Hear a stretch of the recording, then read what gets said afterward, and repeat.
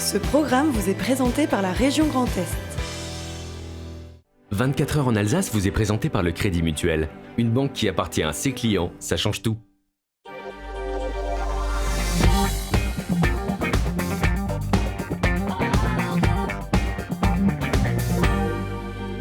Madame, Monsieur, bonsoir, bienvenue pour une heure d'actualité 100% Alsace, 100% régionale. Petite balade dans nos terroirs, c'est ce qu'on vous proposera en fin d'émission avec Valérie Zago, c'est Apicurien dans le Kirchberg. Déborah Schmitter de Croisière sera avec nous, le groupe alsacien lance les croisières Europa Park. C'est juste ce week-end, c'est déjà complet, victime de leur succès.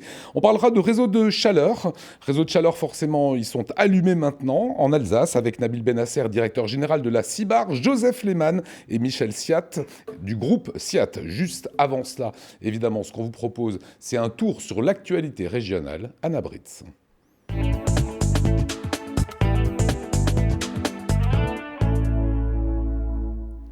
Bonsoir à tous. Et dans ce JT, en cette veille de Toussaint, certains célèbrent Halloween. L'Association des Américains d'Alsace nous donnera quelques conseils pour bien graver sa citrouille. Économie, avec l'entreprise Labonal, un des derniers fabricants français de chaussettes a lancé l'an dernier une nouvelle marque, la Frenchie, qui arrive actuellement en grande surface.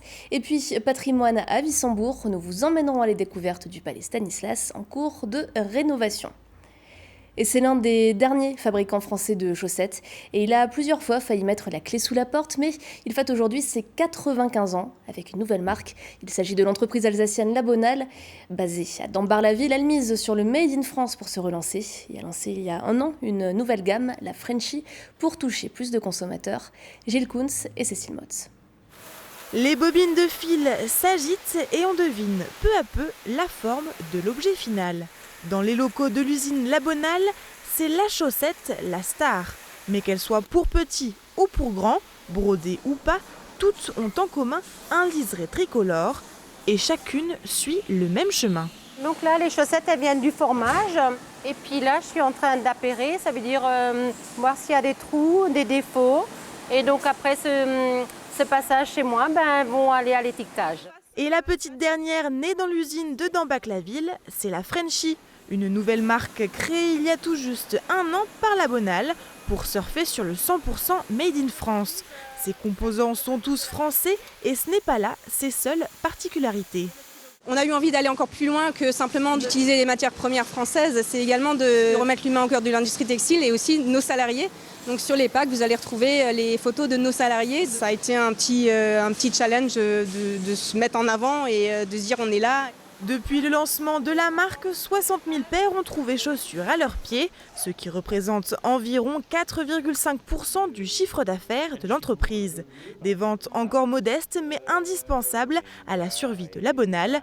Placée en redressement judiciaire en 2018, elle a dû se séparer d'une dizaine d'employés mais a pu en sauver 90. La Frenchie, ça a été notre projet à la sortie de notre procédure. Donc c'est une marque qui a été à la fois un projet de développement de business, mais aussi un projet interne d'entreprise. Aujourd'hui, on a besoin de croissance, parce que quand vous sortez de procédure, c'est compliqué. Vous avez très peu de concours bancaires, vous avez que de l'autofinancement. Donc économiquement, c'est toujours difficile de gérer ce genre de situation. Donc le seul levier, c'est la croissance. Avec cette nouvelle gamme, l'entreprise alsacienne a élargi son spectre de consommateurs et cible désormais aussi les hypermarchés. La Frenchie est ainsi disponible dans plusieurs réseaux dans toute la France, en parallèle de la marque historique Labonal qui continue son chemin en boutique spécialisée ou premium. Que vous fêtiez Halloween ou pas, vous n'aurez probablement pas pu échapper aux squelettes, toiles d'araignées, sorcières et autres fantômes qui ont envahi rues et commerces ces derniers jours. Emblème de cette fête d'origine anglo-saxonne, la citrouille, de préférence creusée, grimée et d'un sourire menaçant et agrémentée d'une bougie. L'Association des Américains en Alsace organisait justement une après-midi spéciale pour apprendre tous les trucs et astuces pour réaliser au mieux sa citrouille. Camille Roland s'y est rendue.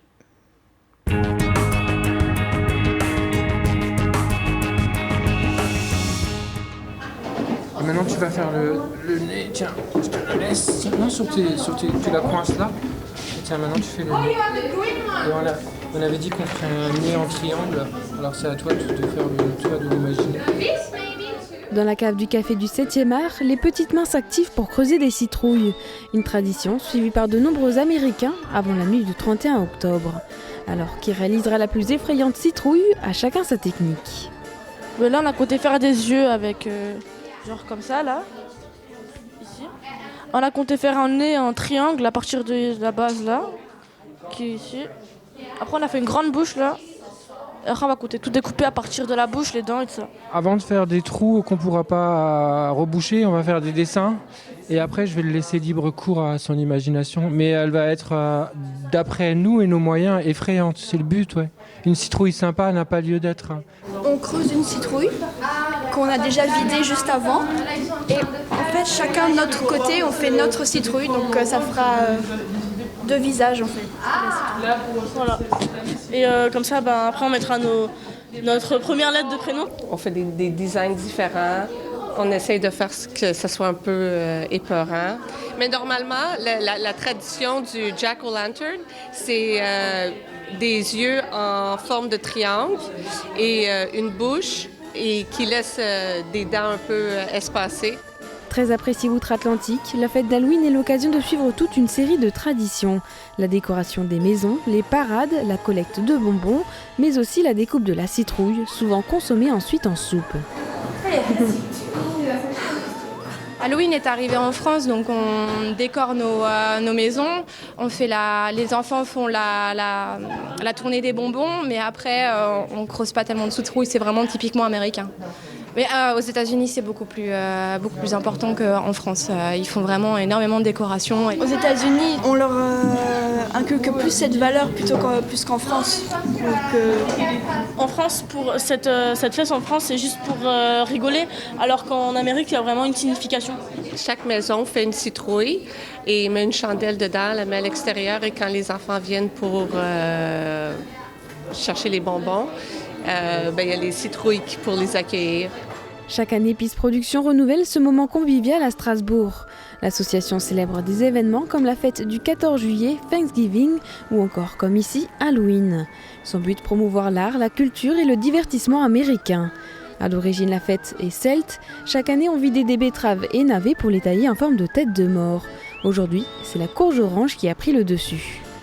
Les citrouilles américaines, ils sont plus fins et ils sont moins goûteuses que les citrouilles qui ont fait le soupe ici en Alsace. Mais maintenant, on peut trouver ça ici en Alsace et même on a planté nous les citrouilles cette année. On va grandir notre ferme l'année prochaine pour avoir encore plus. Une quarantaine de citrouilles décoreront ainsi le caveau pour la soirée costumée de ce soir. Qu'ils prononcent trick or treat ou un sort et un bonbon, ce sont bien les yeux rieurs et un peu maléfiques des citrouilles installées aux fenêtres qui guideront les enfants déguisés cette nuit d'Halloween.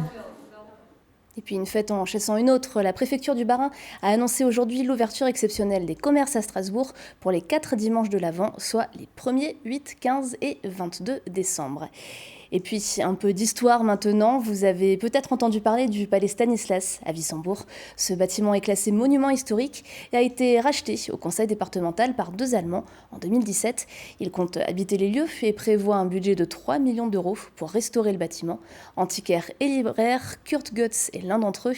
Fanny Kunz l'a rencontré et actuellement en cours, le chantier de rénovation a révélé quelques trésors historiques. Collège, hôpital, bâtiment public, le palais Stanislas de Wissembourg a eu plusieurs fonctions depuis sa construction au XIIIe siècle. Tout d'abord propriété de la commanderie de l'ordre teutonique, il a été mis à disposition du roi Stanislas Leszczynski et sa famille de 1719 à 1725. Après avoir renoncé au trône de Pologne, Stanislas donne la main de sa fille à Louis XV. Maria Leszczynska devient reine de France, après quoi la famille quitte Wissembourg. Le palais est mis en vente en 2003 par le conseil départemental. Ce n'est qu'après sa découverte fortuite par 2 Allemands originaires de Karlsruhe que le bâtiment de 4500 mètres carrés est racheté par Kurt Götz et son ami. Commencent alors de longs travaux de restauration. Nous sommes en 2017. Außen war eine komplette Dachsanierung. Il a fallu rénover l'ensemble de la toiture et l'extérieur du bâtiment. Les façades, la toiture et la cour d'honneur sont classés monuments historiques. C'est un important niveau de protection des bâtiments à caractère historique qui n'existe pas en Allemagne. Nous avons procédé à la rénovation de tous les blocs de grès, du crépi, des fenêtres et des volets. Nous avons déposé toutes les tuiles et refait le toit. À l'intérieur, nous avons tout désossé. C'était un travail de fourmi et le tas de débris était invraisemblable. Il y avait encore de nombreuses affaires et d'installations de l'ancien hôpital et de la maison de retraite. Ce n'est que maintenant que l'on voit les traces de construction de style Renaissance et baroque. Ce qui est intéressant, c'est qu'on a pu trouver des originaux de remplacement pour l'ensemble des pièces détruites. L'architecture va être restituée comme à son origine. Pour les propriétaires, il était hors de question de dénaturer ce trésor architectural. Entre style Renaissance, art gothique puis baroque, du parquet aux moulures, tout est d'origine. Ces 2 années de travaux ont permis de faire de nombreuses découvertes, de collectionner des documents et objets de la famille Leszczynski, mais surtout de dater plus précisément le bâtiment.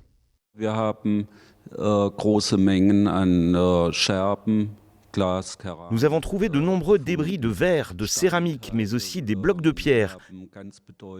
Des fragments très intéressants d'une Madone gothique. Ici, nous avons un masque qui date de la Renaissance, en fer galvanisé, qui était encastré dans les blocs de grès au niveau des charnières des portes. Tout ça est très excitant. Les traces du passé qui avant étaient floues, aujourd'hui s'éclaircissent de plus en plus.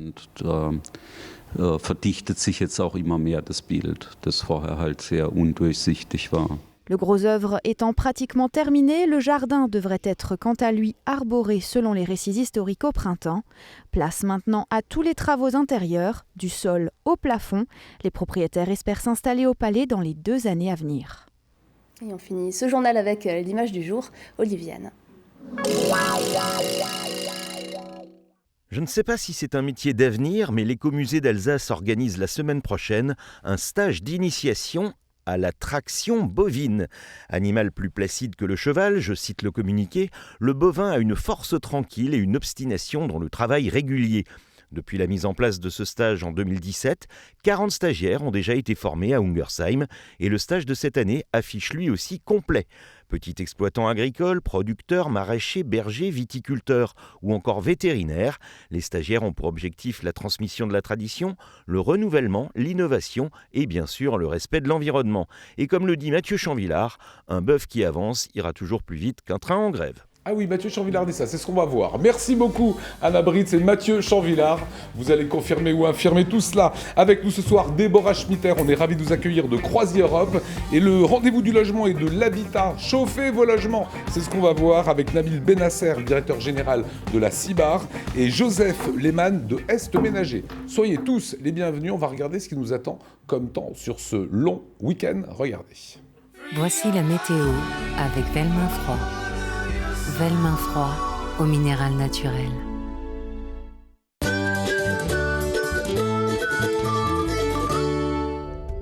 Bonjour à tous, c'est un vendredi matin et bien très nuageux si vous êtes en Alsace ou dans le nord de la Suisse ou encore à Fribourg, partout ailleurs, éclaircies et passages nuageux. Les valeurs matinales, il fera 5 degrés seulement dans le nord du Bas-Rhin, 8 degrés de Strasbourg jusqu'à Colmar, 9 degrés ce sera la maximale à Mulhouse, Bâle et Fribourg et 6 degrés si vous êtes à Kiel ou à Karlsruhe. L'après-midi, eh bien la pluie s'en mêle et elle sera présente partout en Alsace ainsi que du nord jusqu'au centre de la région du Bade-Württemberg, partout ailleurs un temps toujours très nuageux.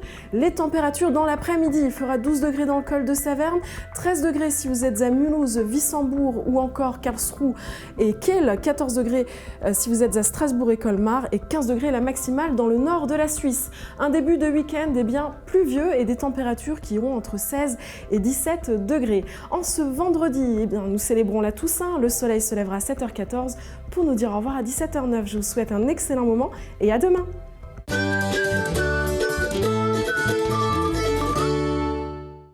C'était la météo avec Velmin Froid. Velmin Froid au minéral naturel. Et Déborah Schmitter est notre invitée responsable d'administration des ventes chez Croisi Europe. Comment allez-vous ? Ça va bien et vous Lionel ? Mais en grande forme, Schmitter, c'est toute la famille en fait qui travaille maintenant dans cette entreprise quasiment. Les fils, les petits-fils. C'est une entreprise familiale avant tout. Oui, on est une entreprise familiale et on compte bien le rester. Voilà, et c'est grand-papa qui avait créé tout cela, qu'on avait déjà reçu. Comment se passe cette saison 2019 pour Croisière Hub, Déborah ? Alors la saison 2019 se passe très bien. C'est d'ailleurs bientôt terminé puisque la saison est bientôt finie. On arrive au mois de décembre. C'est maintenant les croisières de fin d'année avec les croisières de Noël, les fêtes d'entreprise les fêtes d'entreprise pour Noël et ainsi que les week-ends à thème et spectacle à bord des bateaux. Et on voit les bateaux, certains bateaux même sont utilisés comme chambre d'hôtel pendant Noël, le marché de Noël. Certaines personnes peuvent venir encore. Ça existe toujours ça ou pas ? Oui, tout à fait. Ça existe toujours. Donc les gens embarquent pour les marchés de Noël et on a aussi une croisière de Noël sur chaque bateau sur les différents fleuves et ils peuvent donc dormir à bord et il y aura une petite navigation qui est prévue. C'est sympa qu'on n'a plus d'hôtel à Strasbourg. Europa Park, tiens, on a vu ça dans la presse, partenariat avec Europa Park et croisière Europa Park. Alors, je vous le dis de suite, c'est pas la peine de réserver, c'est ça ? Oui, c'est ça, complet. C'est ça, tout à fait. Ça veut dire que c'est un bon produit. Oui, c'est un très bon produit. Du coup, on a voulu le mettre en place ce week-end spécialement pour la fête d'Halloween, comme Europa Park est bien décoré chaque année pour les fêtes d'Halloween, pour permettre aux gens de découvrir ce magnifique parc. Ça veut dire que vous faites pareil sur les bateaux, on décore un peu les bateaux ou ça c'est traditionnel, on ne bouge pas ? Il y aura aussi un petit peu de décoration sur le thème Europa Park pour le week-end, oui, tout à fait. Voilà, ça va être plutôt pas mal. Là. Si on sort d'Alsace, quelles sont les destinations tendances aujourd'hui en croisière fluviale ? Alors au niveau des destinations tendances, il faudrait en citer, je dirais, on a la Seine, la Loire, donc pour ce qui est fluvial, parce qu'on fait... Ça c'est des classiques entre guillemets de la maison.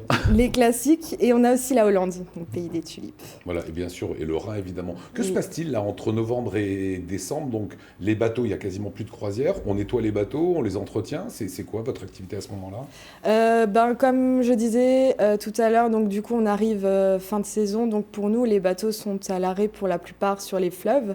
Les gens peuvent prendre des vacances aussi, après les grandes saisons. Oui, et du coup c'est l'occasion pour les entreprises de faire leurs fêtes. Et on a aussi des séminaires et on adapte en fait l'offre en fonction de la demande des clients. C'est-à-dire, parce que moi ça me donne des idées, parce qu'on a une fête de Noël à préparer, on peut louer, on peut privatiser un bateau oui, tout à fait. Donc pour la saison entre novembre et mars, il est possible de privatiser un bateau. Vous ne laissez pas conduire Lionel, il y a un équipage quand même. Il y aura le commandant bien entendu pour le... Voilà. Moi ça me plairait bien de piloter, mais bon... Est-ce qu'il y a des nouveaux territoires que vous souhaitez explorer ? Alors, des nouveaux territoires, oui. On essaye de renouveler chaque année l'offre. On a des équipes qui travaillent spécialement pour créer les nouveaux itinéraires sur les croisières. Et on a notamment le fleuve Saint-Laurent au Canada. C'est notre grande nouveauté 2020. C'est une première. C'est une première, oui. Donc, il y a très peu de bateaux qui naviguent sur le Saint-Laurent.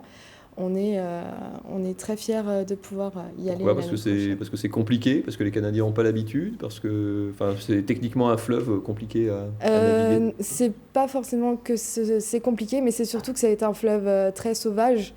Et après, c'est vrai qu'on a des normes maritimes aussi qui sont particulières à respecter. Et donc, ça nécessite une préparation en amont qui convient d'étudier. Bon, côté sauvage, le Mékong, c'est pas mieux, quoi. C'est bien sauvage aussi. C'est très sauvage aussi, également. Voilà. Ça fait partie des destinations comme ça et de la croissance externe que vous avez mis en place. Alors regardez ces images, on va partir en Afrique quelques instants. C'est la combienième année maintenant, 2e ou 3e année, je crois, que vous avez mis en place ce type de croisière. Ça va être la 3e année, oui, qu'on a mis en place l'Afrique. En sachant que l'année prochaine, on construit un 2e bateau et on aura également des lodges, puisque c'est une croisière... c'est un safari croisière de 11 jours en Afrique. Joseph Lehmann, ne rêvez pas, je vous vois là. C'est magnifique. C'est magnifique, ça vous plaît. Alors là, c'est l'aspect lodge, sachant que les gens passent un peu de temps sur les lodges et après montent sur un bateau, c'est ça ? Oui, tout à fait. Vous l'avez déjà faite ? Oui, enfin je l'ai fait au tout début, quand on n'avait pas encore le bateau. Ouais, essuyer les plâtres. Ah bah c'est les enfants qui essuient les plâtres. Voilà, vrai développement. Une des forces, est-ce qu'on peut dire, de vos bateaux, c'est qu'ils sont à taille humaine, Déborah ? Oui, alors tout à fait, c'est un peu ce qui caractérise CroisiEurope, c'est les petites unités et le fait qu'on s'y sente bien à bord et la clientèle apprécie également. Et ça veut dire quoi, pardon, en termes de jauge? Parce qu'on voit toujours, quand on parle croisière, on imagine les bateaux de 4000 4000 ou 5000 personnes. Là, on est sur des échelles, c'est quoi, 150 passagers, quelque chose comme ça? Oui, c'est beaucoup plus réduit. Pour vous donner un exemple pour notre nouveau bateau maritime, la Belle des Océans, ce sera une capacité de 120 personnes. Donc pour un navire maritime, c'est très intimiste et c'est ça aussi que recherche une partie de la clientèle. Voilà, et comme information à donner à Nabil Benasser, sur le bateau en Afrique, c'est un bateau de combien de places? C'est un bateau de 16 places. 16 places, 8 cabines. Ah oui, ça donne envie. Ah, ça donne envie. Là, vous connaissez tout le monde au bout de 2 heures. Tout à fait. Voilà, le synthé le site internet, ça c'était un jargon très télé, www.croisièreeurope.com, avec cette croisière dont on voulait vous montrer des images d'Europa Park. Évidemment, c'est impossible puisque ça commence que demain. Voilà, on n'a pas de précédent. Vous restez avec nous? Oui. Méfiez-vous de ce garçon, c'est ce que je dis tous les jeudis, lorsque Mathieu Champvillard a ses humeurs. Ce soir, on va parler d'Halloween. Non, pas du tout, on va pas parler d'Halloween, on va parler d'un truc beaucoup plus drôle, on va parler de la mort, parce que demain, c'est la Toussaint. Et le lendemain de la Toussaint, c'est le jour des défunts, le jour des morts. Ça, c'est le 2, en fait, on confond parfois. Et Halloween, en fait, c'est le jour des dents mortes des enfants. Ça, c'est une fois que les dentistes auront dû passer à cause des bonbons, tout ça. Les dentistes, un peu dans le rôle des chrysanthèmes. J'ai encore découvert que les chrysanthèmes, c'était un vrai secteur économique. Regardez, 23 millions de pots vendus en France, un pot pour 3 habitants. Moi, j'imaginais déjà me reconvertir, plaquer la télé et puis faire vendeur de chrysanthèmes en octobre avant la Toussaint et puis dentiste en novembre après Halloween. Je me dis, je travaille 2 mois, je me fais un max de blé, je peux payer Zlatan Ibrahimovic au Racing, tout va bien. J'aime bien la Toussaint parce que c'est le seul jour de l'année où il y a plus de vivants que de morts dans les cimetières. Et puis ça permet de parler de la mort, qui a longtemps été un sujet un peu tabou jusqu'à il y a quelques années. Et le fameux épisode Balance ton mort. Alors c'est vrai qu'on est aujourd'hui dans une période où on veut toujours tout planifier, tout organiser, toute notre vie doit être réglée au millimètre et tout. Et la mort, elle est taquine, elle arrive comme ça, paf, on sait pas quand, on sait pas comment, quand ça va nous tomber dessus, un peu comme un contrôle fiscal. C'est vachement bien, c'est... Bon, à part ceux qui trichent, bien sûr, il y en a qui se suicident, qui veulent choisir eux-mêmes, c'est pas du jeu. Moi, par exemple, je ferais bien ma diva un petit peu. Moi, si je pouvais choisir quand et comment mourir, j'aimerais bien mourir là, en plateau, en direct. Voilà. Mozart. Déjà, ça ferait le buzz, pour commencer, Lionel. Et puis, on donnerait mon nom au studio. Et puis, chaque jeudi, au moment du générique, Lionel écraserait une larme en pensant à moi.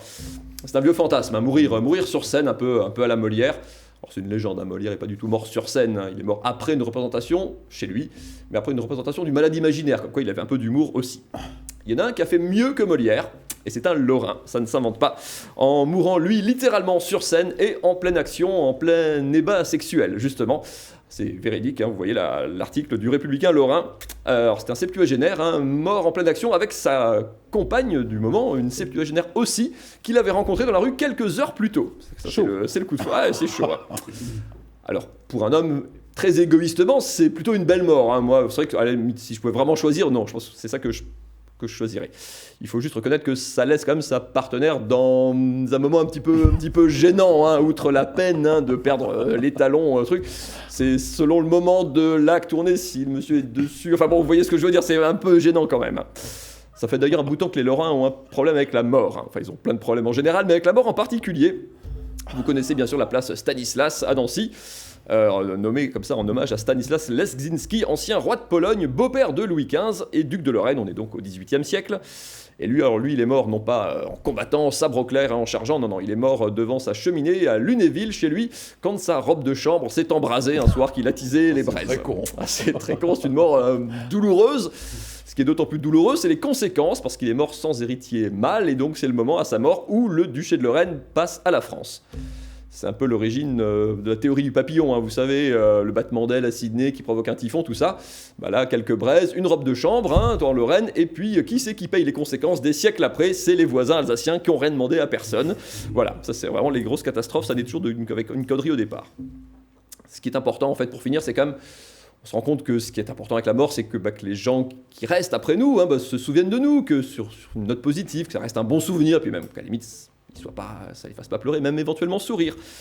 C'est ce qu'a réussi Frank Ice. Alors lui, il n'est pas lorrain du tout, Frank Ice, il est américain, c'était un jockey qui courait dans les années 20 à côté de New York, sur un hippodrome. Vous le voyez en pleine action, il participe à New York le 4 juin 1923 à un steeplechase. Il n'avait jamais remporté la moindre course, son cheval non plus, Sweet Kiss, doux baiser, il était à 20 contre 1. Et en pleine course, Frank Ice fait un arrêt cardiaque et meurt. Non pas sur scène, mais sur selle. Le cheval continue, et il était à la bagarre pour la victoire, et le cheval s'impose. Ça ne s'invente pas, c'est une histoire véridique, vous pouvez le regarder. Il y a la coupure du New York Times de l'époque, c'était il y a presque 100 ans. Voilà, comme quoi ce qui est important, en fait, finalement, même après une vie anonyme, ce qui est important, c'est de réussir sa sortie. Ça peut vous garantir une gloire éternelle. Et voilà, chronique glaçante en ce 1er novembre, fête des morts. Merci beaucoup, Mathieu. Difficile d'enchaîner avec cela. Repartons quelques instants sur CroisiEurope. Merci beaucoup, Déborah, d'être venue nous voir ce soir. Dans un petit instant, on va parler des réseaux de chaleur, réseaux de chauffage. C'est peut-être le moment quand même de les allumer. On va retrouver également Valérie Zago juste après ça.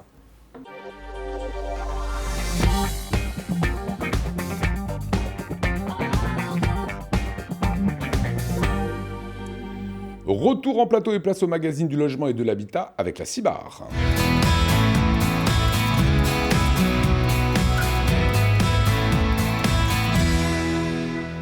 Vous avez noté qu'il fait un petit peu frisqué en ce moment. C'est peut-être le moment d'allumer son réseau de chauffage. Nabil Benasser, comment allez-vous ? Bonsoir. On est ravi de vous accueillir, directeur général de la CIBAR.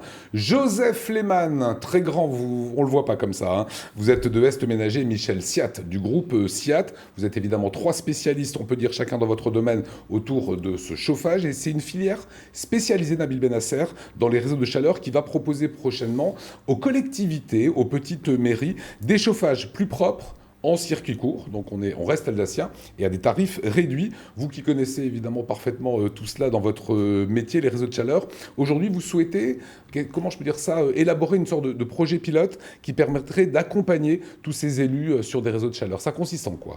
Tout à fait. Alors, l'initiative en fait est née il y a quelques années, avec la loi de transition énergétique de 2015, et le conseil départemental du Bas-Rhin a souhaité que la CIBAR, qui est son opérateur en matière d'habitat, s'investisse pleinement, et donc on a effectivement engagé une démarche totalement innovante dans la région sur le sujet.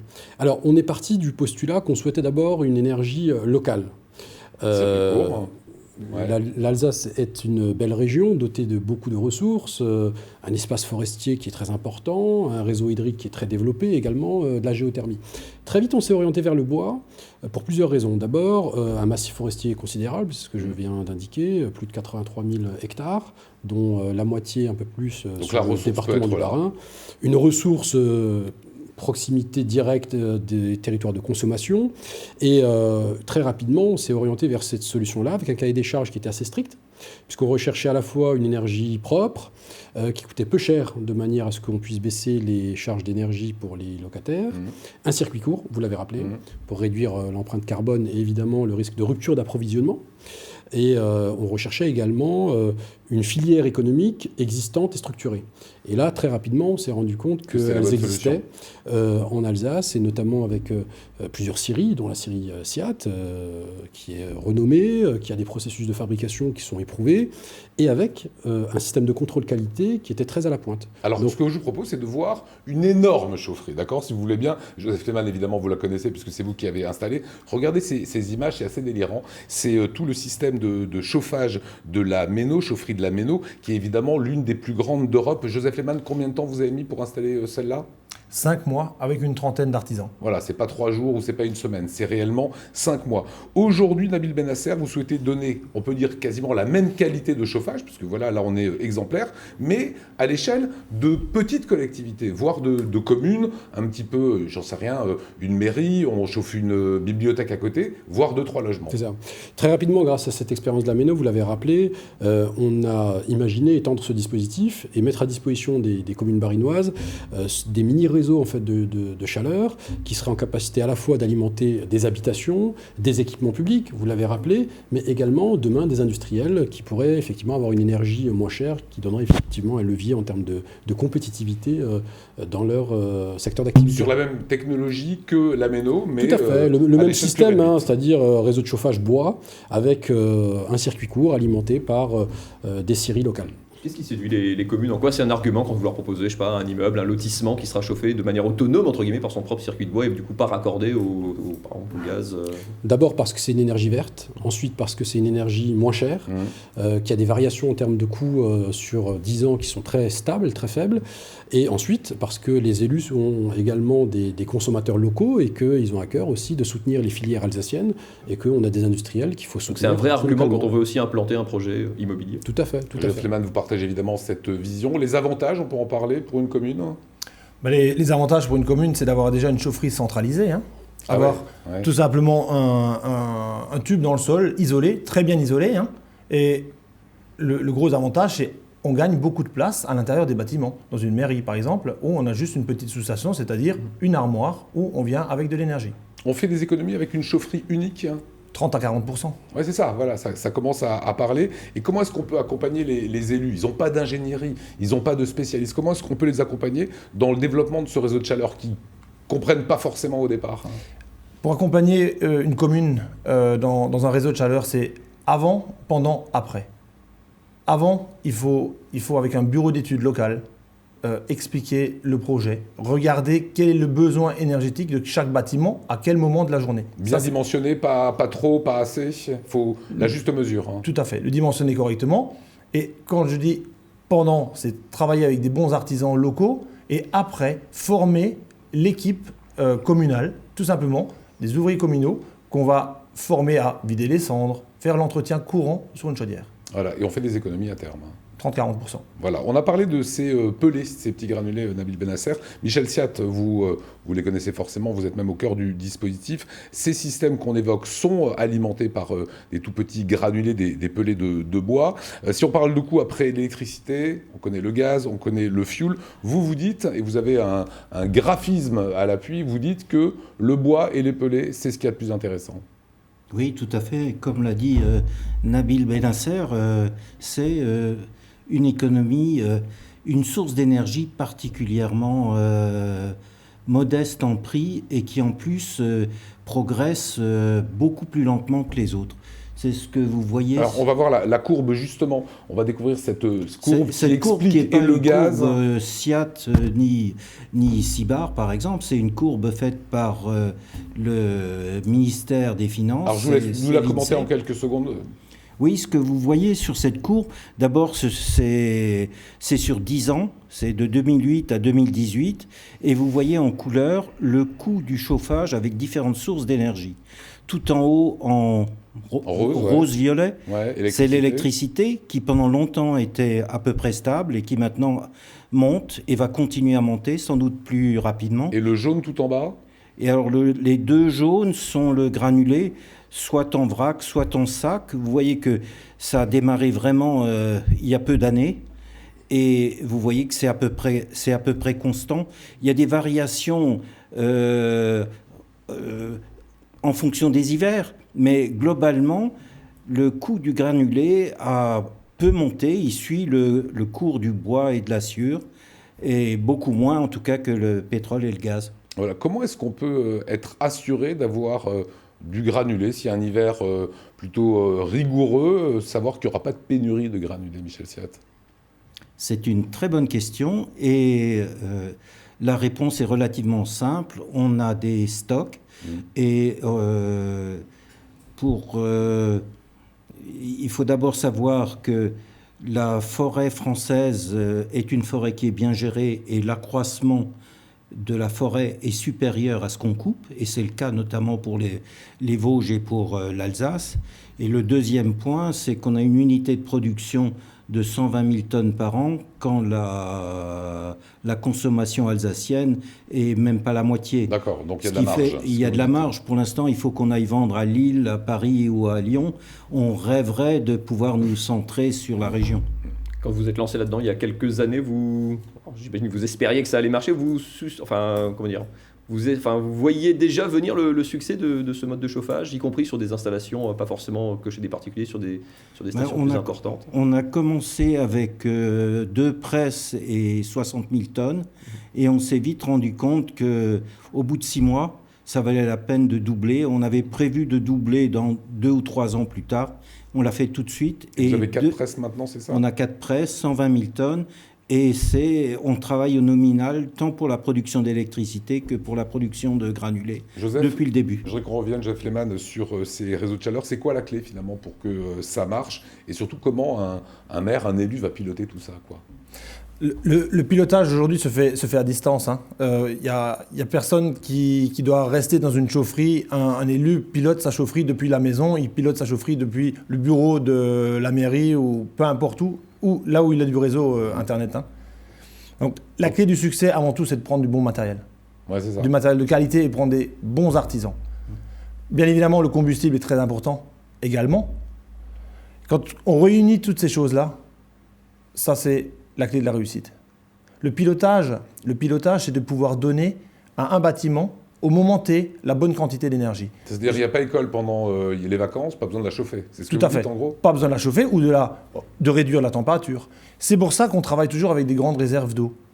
25, 30 000 litres de réserve d'eau pour pouvoir, à un moment T, baisser la puissance des chaudières et avoir une grande réserve qu'on peut réchauffer aussi. Il y a de l'intelligence artificielle qu'on met aussi maintenant dans ces chaudières. Tout à fait. C'est en train d'arriver. Un petit mot sur nos forêts vosgiennes, finalement. Elles ne seront pas menacées à terme par ces prélèvements massifs de bois, Michel Siat? Non. Je vous ai dit tout à l'heure que les forêts de l'Europe étaient bien gérées et que l'accroissement était supérieur à ce qu'on coupait. C'est tout à fait le cas en Alsace-Vosges.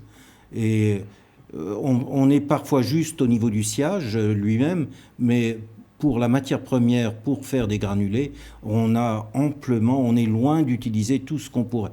Nabil Benasser, comment est-ce qu'on peut avancer maintenant? On a les spécialistes là sur la réalisation d'une nouvelle structure qui soit au service, on va dire, des collectivités. Tout à fait. Comme vous l'avez vu, il y a toutes les compétences aujourd'hui réunies. La CIBAR, effectivement, a pris l'initiative de proposer une solution clé en main à l'ensemble des collectivités barinoises. À la fois de l'ingénierie, on vient de le voir, des capacités d'investissement très importantes qui seront portées par la CIBAR, et ensuite de la fourniture d'énergie et de la maintenance des installations. Une solution complète qui sera proposée aux collectivités dès lors qu'elles le souhaiteront. On est évidemment pleinement à leur disposition. Voilà, en deux grandeurs, ça représente quoi entre la chaufferie de la Méno qui est gigantesque et puis parfois une chaufferie pour quelques logements individuels? Enfin, la palette des possibles, c'est quoi? On peut avoir un réseau de quelques centaines de milliers d'euros à 3 millions d'euros. Comme et en nombre de logements que ça dessert? Là, en l'occurrence, la Méno, c'est 1400 logements desservis, des commerces, des équipements publics et même un lieu de culte, voyez-vous. Donc, on est assez éclectique sur le sujet. Voilà, et dans votre question, c'est de dire on pourra chauffer une mairie, une bibliothèque et 4 habitations.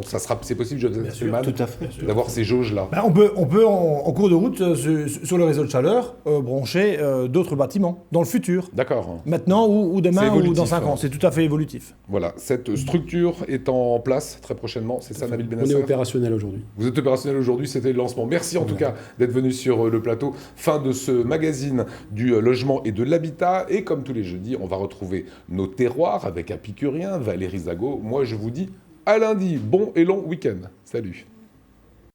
Bonjour, nous voici aujourd'hui à Ribeauvillé. On va à la rencontre du domaine Botte Frères, 7e génération, un vignoble en conversion biologique. On va à la rencontre de Paul.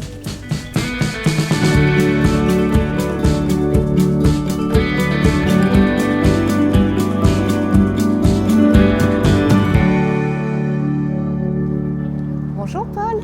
Bonjour Valérie, bienvenue ici à Ribeauvillé au domaine Botte Frères.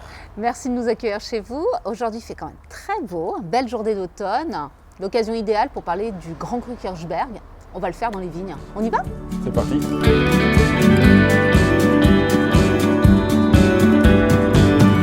Paul, nous voici au cœur du Kirchberg. Alors le Kirchberg porte son nom, je crois, avec une origine sur les clochers, non? C'est pas ça? Tout à fait. Alors le Kirchberg porte son nom car en bas de la colline, on a les 2 clochers. En allemand, c'est Kirche, église, et donc la colline de l'église, et non pas la colline du cerisier. Oui, il faut le préciser, vous avez raison. Maison familiale datant de 1835. Oui, exact. Donc j'ai la chance d'être la 7e génération. Bravo. Donc, mes parents, mes grands-parents ont œuvré pour créer tout ça. Et pour la petite histoire, c'est moi qui ai acheté le Kirchberg en 2006. Donc c'est mon petit bébé. Ouais, donc on est content d'être là aujourd'hui. Tout à fait, je suis assez fier. C'est un petit clin d'œil quand même. Exact. Donc le Kirchberg, l'un des 3 grands crus de Ribeauvillé, avec l'Osterberg et le Gasberg. Surface petite relativement, 11 hectares. Les 4 cépages sont représentés, mais chez vous, donc au domaine Botte, uniquement le Riesling. Tout à fait. Alors nous, on a choisi d'exploiter uniquement le Riesling parce que c'est le cépage qui a le plus de réussite sur ce terroir. Oui, c'est une réelle réussite, on aura l'occasion de le goûter tout à l'heure. Au niveau du terroir, on est plutôt sur un terroir marneau calcairo-gréseux. Tout à fait. Vous en dites un peu plus? C'est des terroirs qui retiennent bien l'eau, même avec le changement de climat. On a toujours de l'eau au Kirchberg. Oui, c'est une réserve pour la vigne, il faut l'expliquer. Oui. Et c'est un terroir où la vigne ne va jamais stresser. Et en plus de ça, on est en sortie de vallée, donc ce qui va donner au vin beaucoup d'acidité due à une maturité très lente. Et il a aussi un petit rendement. Bon, après, un rendement de 40-50 hectolitres hectare, selon la règle. Et quel grand cru! Et en plus, un des plus prestigieux de Ribeauvillé. Ah oui, carrément. Et puis vous en faites des merveilles. Et alors justement, en parlant de merveilles, si on devait citer un millésime, ça serait lequel? Pour moi, sans hésiter, ce serait le millésime 2013. Millésime dont je suis le plus fier, qui est un vin qui a été très ciselé, très tranchant. On a sur le côté agrumes, la minéralité, on a tout dans ce vin. Oui, et puis c'est représentatif de votre style et du vin, enfin de l'identité du Kirchberg et du Riesling. Bon, j'aurais pas la chance de goûter un 2013, mais un 2016, on va le goûter lors de notre pique-nique. On y va? Allons-y.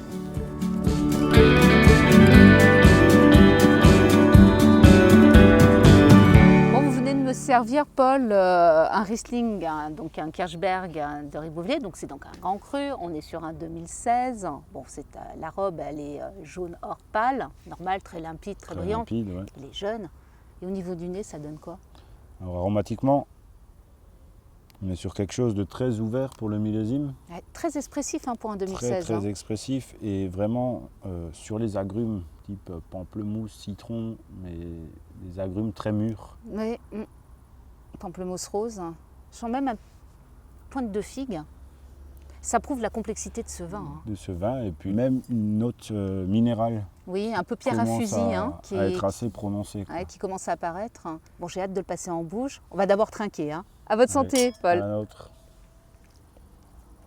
C'est un vin typique du Kirchberg. C'est ciselé, c'est droit, une vraie minéralité. C'est tranchant, il y a une belle salinité qui s'annonce. Et une longueur en bouche, remarquable. Potentiel de garde, généralement? On est tranquille sur les 10-15 ans. Ah oui, facile. Et je pense sur les grands millésimes, bien au-delà. Bien au-delà, oui, tout à fait. Bon, c'est un vin vraiment qui s'accorde avec une très belle gastronomie, avec des poissons nobles, même des Saint-Jacques, des langoustines ou des homards. Je pense que ça serait parfait. Bon, là, on est en pique-nique, Paul. Donc, j'ai fait beaucoup plus simple. Petit guacamole et tartare de saumon. Ça ira très bien. Bon, c'est un pique-nique assez sympa quand même, mais à la hauteur de ce vin. Et nous, je vous dis à vos verres et à jeudi prochain. À jeudi prochain.